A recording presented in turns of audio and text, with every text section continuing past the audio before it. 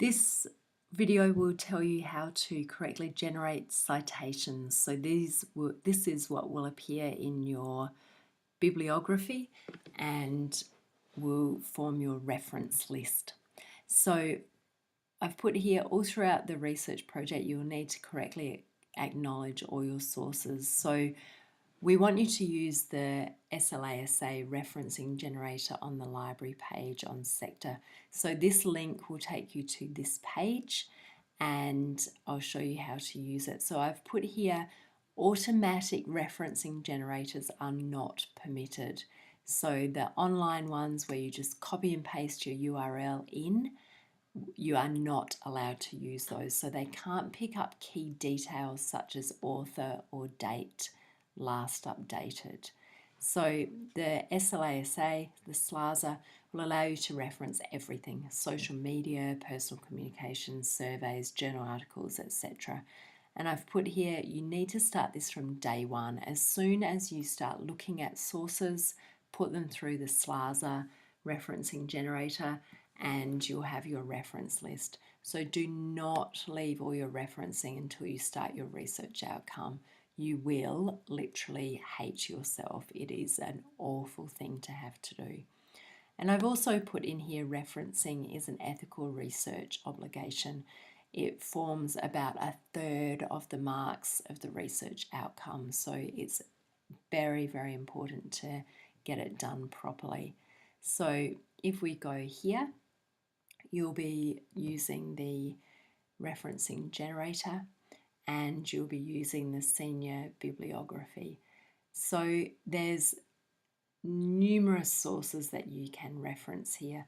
So these actually give you a very good idea of the kinds of sources you can use. So artwork or image, audio visual, television recordings, digital music, films, books, ebooks, acts of parliament, dance performances, speeches, journal articles, magazines, social media, Facebook, Twitter, brochures. This one is very useful and one which often students don't know how to reference is an interview, email, telephone, conversation, letter, and then we've got all of the website ones. So it's really important that you are able to look at everything that is required for you to talk about in the reference. So here we go with the interview or the email or phone conversation. It's simply the name, the year and the date. And then if we go over here, let's have a look at a social media one. So if you're looking at someone's Facebook page, author, initial, year of posting, media type, date of posting, URL, etc. If we have a look at one of the ones which is quite commonly used, a journal article with author. You need to go through and find the author's name, the year of publication, the title of the article, that's an interesting one, title of the journal, and then these ones that are, if applicable, you may or may not be able to find them, date accessed and the URL. So as you can see, there's lots of different types that you can look at. So radio program, title, year of production, broadcast, etc.